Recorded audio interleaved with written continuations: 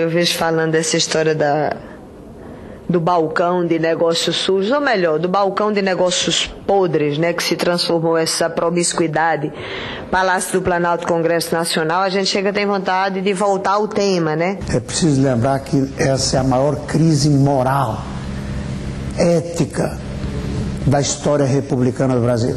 Em meio aos escândalos da política nacional, assistimos a tudo perplexos. A população questiona e discute o assunto. São empresários, políticos e lobistas em geral envolvidos em perigosas relações que pouco a pouco vão revelando os descaminhos do dinheiro público. E nessa polêmica do que é certo ou errado, o Instituto Legislativo Brasileiro propõe um debate. Com vocês, Sua Excelência, a Ética.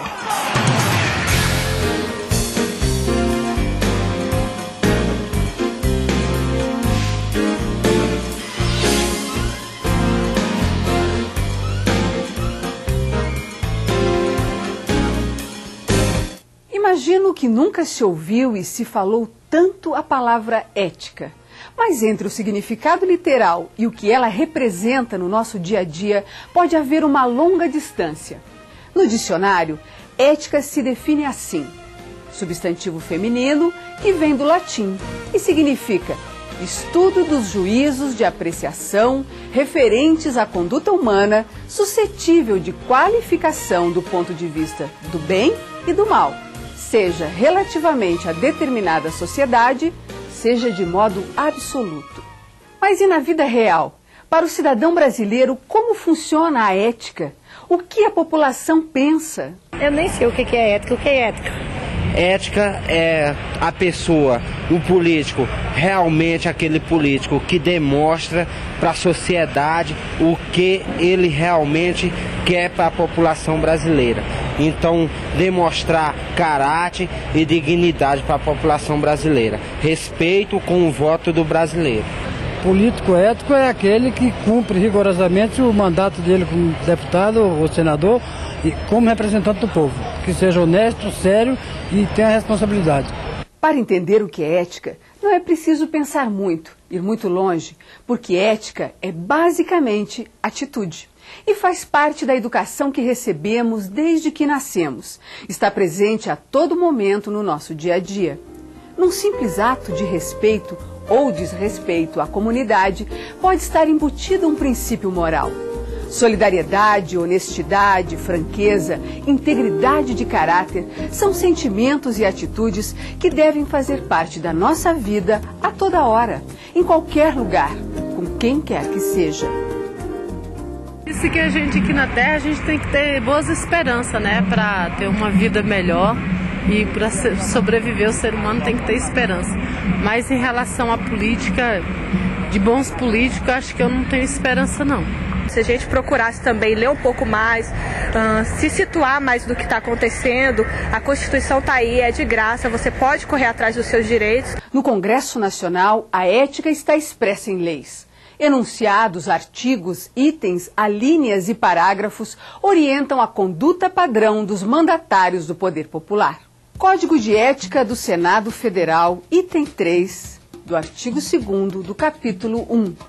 Todo senador tem que exercer o mandato com dignidade e respeito à coisa pública e à vontade popular. Código de Ética da Câmara dos Deputados, item 4 do artigo 3º do capítulo 2.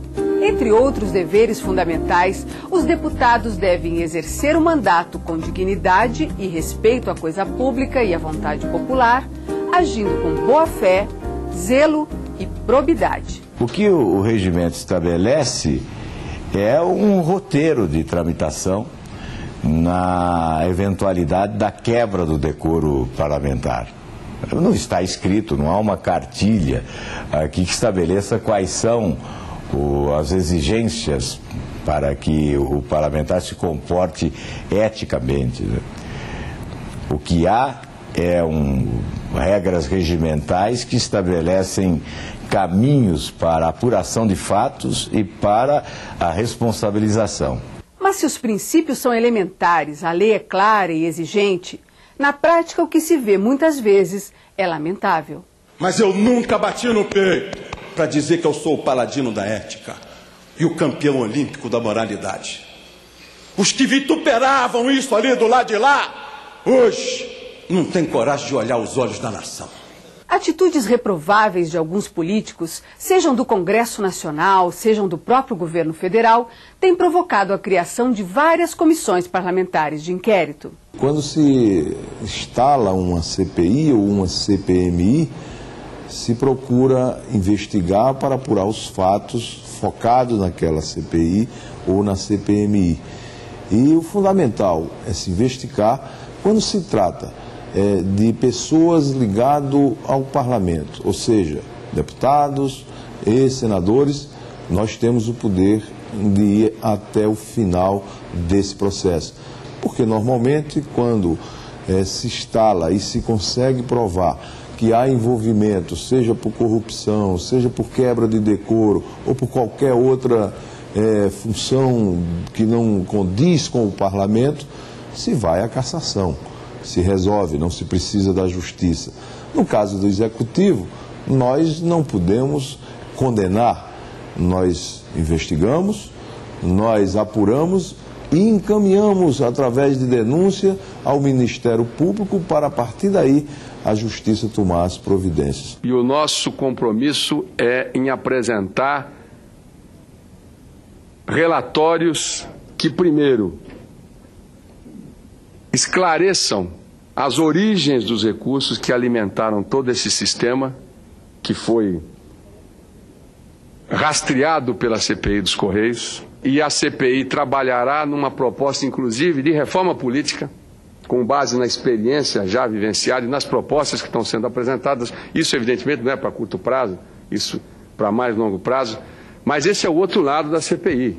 Entre CPIs, CPMIs, nós vamos ficando na esperança de que todos os crimes sejam investigados e esclarecidos, que os culpados sejam punidos e que a ética prevaleça na vida das instituições brasileiras.